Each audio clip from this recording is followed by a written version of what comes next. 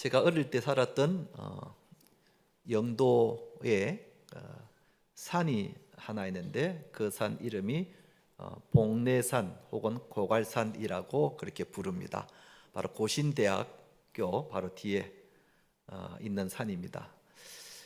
제가 어릴 때 그 산이 그렇게 높지 않기 때문에 친구들이랑 가끔씩 이렇게 올라가곤 했습니다. 그 봉대산 꼭대기에 올라가서 보면은 부산 시내가 다 보입니다. 용두산 공원 그리고 부둣가 그리고 뒤쪽으로는 그 태평양 바다가 보입니다. 송도까지 보이고 그래서 그 경치가 아주 그만입니다. 그래서 그거 보는 재미로 올라갔는데 그런데 올라갈 때는 좀 힘이 듭니다. 막 숨이 헥헥거리기도 하고 올라가다가 그냥 내려갈까 그런 생각이 들기도 합니다. 그런데 올라가면은 그 좋은 풍경이 나를 기다리고 있다고 생각을 하면서 힘들더라도 올라갑니다. 그래서 올라서 보면은 그 넓은 바다와 부산 시내가 다 한눈에 보이면서 참 이것 때문에 이렇게 올라오는 겁니다. 올라와서 보면은 참 잘 올라왔다 그런 생각을 가지게 됩니다. 여러분, 우리 인생도 마찬가지입니다. 우리 인생이 살면서 힘들고 어려울 때가 있습니다. 그런데 이것만 지나면, 이 힘든 것만 지나면 나아질 것이다 하는, 이게 부활의 신앙이라고 하는 겁니다. 이때만 지나면 나아질 것이다 하는 이런 부활의 신앙을 가지고 있는 사람은 인생이 힘들더라도 참고 소망을 갖고 살아갈 수가 있습니다. 오늘은 부활주일입니다. 그런데 사실은 많은 사람들이 부활을 믿지를 않습니다. 사람의 지식으로는, 사람의 이성으로는, 의학이나 그리고 과학적으로 볼 때 죽은 사람이 어떻게 다시 살아날 수 있단 말인가? 죽으면 모든 신체 기능이 다 정지가 되고 그리고 모든 세포가 다 썩게 되는데 아니 어떻게 다시 살 수 있단 말인가? 그래서 예수님의 제자였던 도마도 처음에는 예수님의 부활을 믿지 않았다 그랬습니다. 사도 바울이 아덴에서 철학자들에게 예수님의 부활을 말했을 때 그들은 뭐라 그랬느냐 하면은 비웃었다 그랬습니다. 이해가 되는 말이죠. 사실 부활은 우리가 가진 우리 지식으로는, 우리 경험으로는, 그리고 의학이나 혹은 과학으로는 도저히 이해할 수가 없습니다. 그 어떤 말로도 부활을 설명할 수가 없고 또 설명한다 하더라도 너무 신비로운 일이기 때문에 그것을 이해할 수가 없는 겁니다. 그러나 성경에는 분명히 예수님께서 죽음에서 부활하셨다고 기록되어 있습니다. 그러므로 우리는 우리의 이성이나 우리의 경험으로 부활을 믿는 것이 아니라 성경 말씀은 진리이기 때문에 성경 말씀에 나와 있기 때문에 우리가 주님의 부활을 믿는 겁니다. 아멘. 그래서 우리가 부활을 믿는 겁니다. 한번 따라합시다. 부활을 믿습니다. 아멘.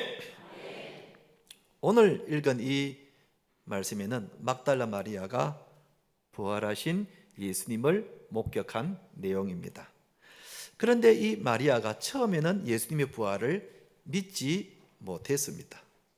그럴 때 어떻게 되었는가? 그리고 나중에 예수님의 부활을 믿게 되었을 때는 그가 어떻게 달라졌는가? 우리가 오늘 이 본문을 통해서 혹시 내가 부활의 신앙이 흔들리고 있다면 오늘 이 말씀을 통해서 우리의 부활의 신앙을 다시 한 번 더 굳건하게 하시는 우리 성도님 되시기를 주님의 이름으로 축원드립니다. 첫째는 오늘 본문이 우리에게 주는 교훈이 무엇인가? 부활 신앙이 없으면 어떻게 된다고요? 절망한다는 것입니다. 절망한다. 막달라 마리아가 예수님이 십자가에 못 박혀 돌아가신 지 3일 후에 무덤을 찾았습니다. 유대인들은 사람이 죽으면 우리처럼 땅에 묻는 것이 아니라 산에 있는 동굴, 조그마한 동굴에 그 시신을 넣고 입구에 돌로 이렇게 막습니다. 그러니까 언제든지 사람이 있는 무덤 안에 들어갈 수가 있게 돼 있죠. 그게 유대인의 장례 문화입니다. 그래서 막달라 마리아가 예수님의 시신이 있는 그 무덤을 찾아갔습니다. 그 동굴 안에 들어갔단 말입니다. 그런데 동굴 안에 들어가자 막달라 마리아가 막 울었다 그랬습니다. 왜 울었는가? 13절 보면은 천사들이 이르되 여자여 어찌하여 우느냐 이르되 사람들이 내 주님을 옮겨다가 어디 두었는지 내가 알지 못함이니이다 그랬습니다. 마리아가 분명히 예수님의 그 무덤으로 알고 있는 동굴에 들어가는데 예수님의 시신이 안 보이더라는 겁니다. 그래서 울었다는 겁니다. 우리나라 말에는 그냥 울었다고만 돼 있어서 그냥 훌쩍훌쩍 그렇게 울은 것 같이 보이지만 성경 원어의 뜻을 보면 좀 더 정확하게 보면은 그냥 울은 것이 아니라 대성통곡을 하며 울었다 그랬다는 겁니다. 대성통곡을 하며 울었다. 무슨 뜻입니까? 그만큼 슬프고 절망적이었다. 절망적이었다. 예수님의 부활을 믿지 못했을 때 마리아의 모습은 대성통곡하며 슬퍼하며 절망적이었다.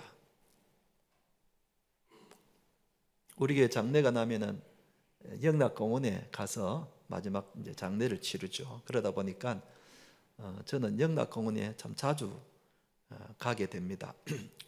이제 우리 성도님들 장례를 이제 치르다 보면은 옆에 또 장례를 치르는 행렬을 이렇게 볼 수가 있습니다. 그런데 옆에 이제 간을 운구해 가는 그 행렬을 이렇게 보면은 어떤 경우는 막 대성통곡을 합니다. 간을 잡고 막 안아줍니다. 대성통곡합니다. 왜요? 그만큼 슬프고 그만큼 절망적이라는 겁니다. 그만큼 절망적이라는 겁니다. 그러니까 대성통곡을 하는 겁니다. 여러분, 우리에게 부활의 소망이 없으면 이렇게 대성통곡하게 되는 겁니다. 왜요? 절망적이기 때문에 그렇습니다. 우리가 살다가 여러 가지 어려운 일을 만날 때,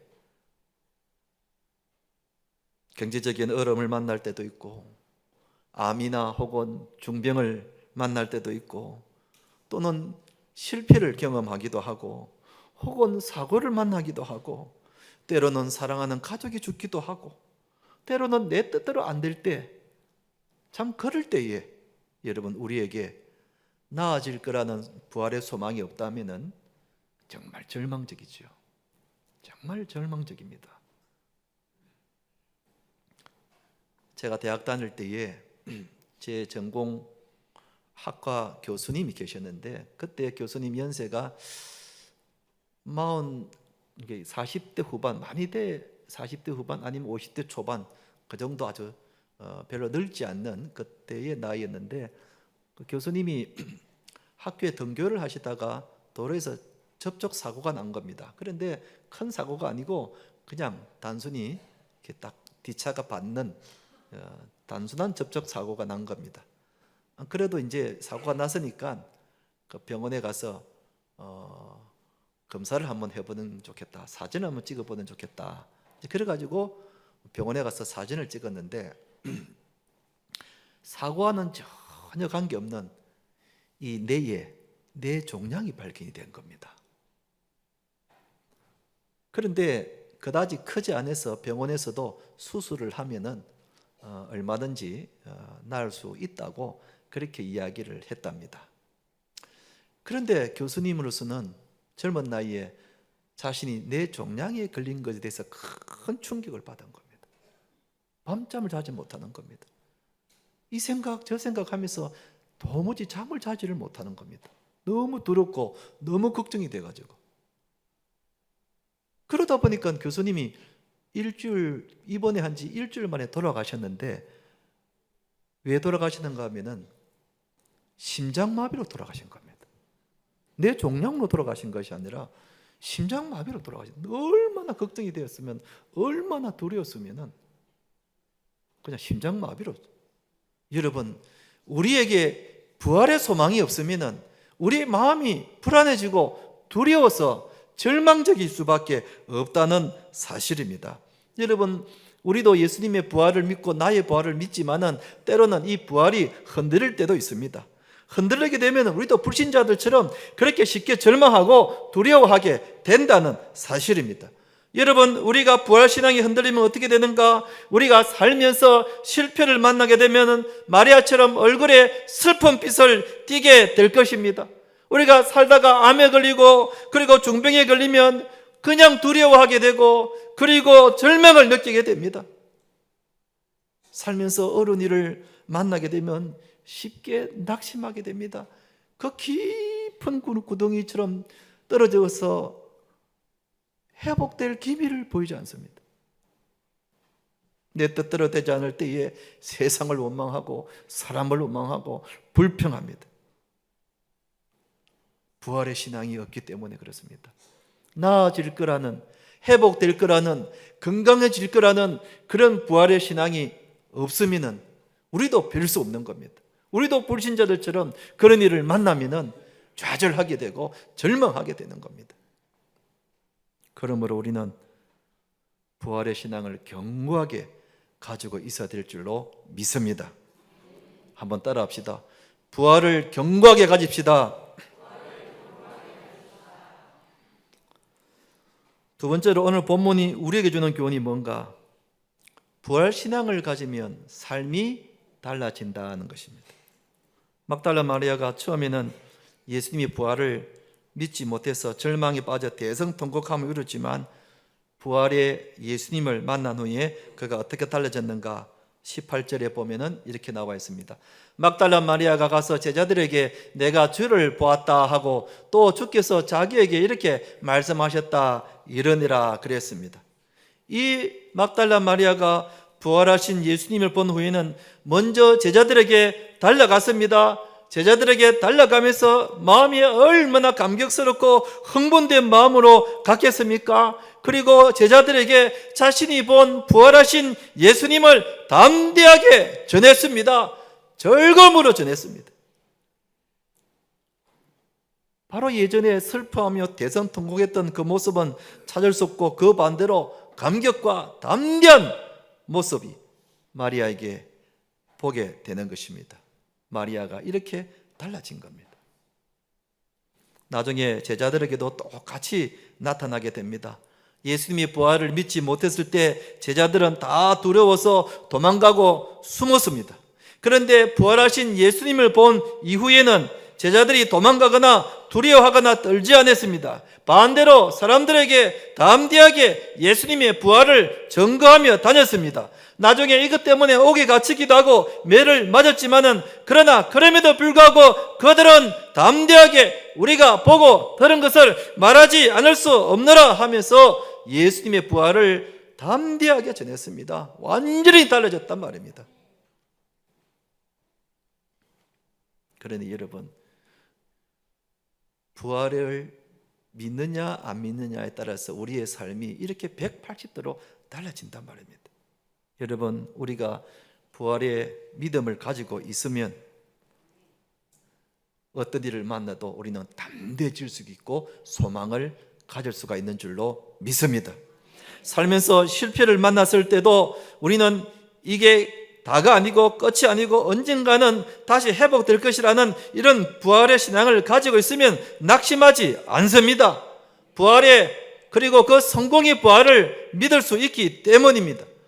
내가 살면서 암에 걸리고 중병에 걸렸을 때에 두려움이 생깁니다. 불안한 마음이 생깁니다. 그러나 이것이 끝이 아니라 강건하신 우리 주님께서 나를 낫게 해주실 거라, 내가 언젠가는 다시 건강이 회복될 것이라는 이런 부활의 신앙을 가지고 있으면 두려워하지 않고 건강을 소망을 품고 담대하게 살아갈 수 있단 말입니다. 아멘.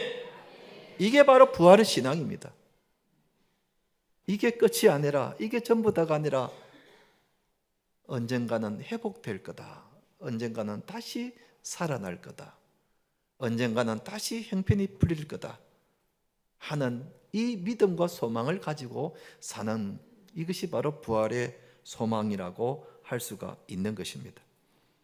그래서 성경 고린도전서 15장 58절은 이렇게 말하고 있습니다. 다 함께 읽어보겠습니다. 시작. 그러므로 내 사랑하는 형제들아 견실하며 흔들리지 말고 항상 주의 일에 더욱 힘쓰는 자들이 되라.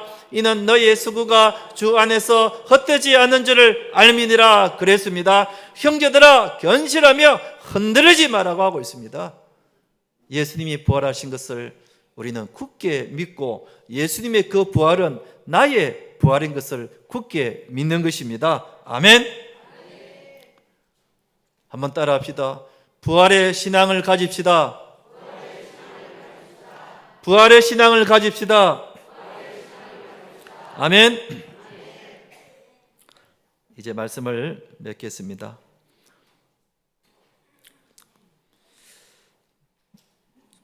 곧 부르게 될 찬송가 171장 보면은 가사가 살아계신 주 나의 참된 소망 두려움이 사라지네 하는 가사가 나옵니다.